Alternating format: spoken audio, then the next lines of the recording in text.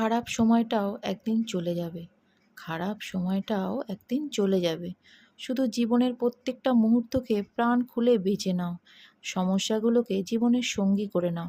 দেখবে সাহসও পেয়ে যাবে আর কষ্টও কমে যাবে। খারাপ সময়টাও একদিন চলে যাবে। চলুন চেষ্টা করি টাফ সিচুয়েশনের মধ্যে মাথা ঠান্ডা করে কাজ করার।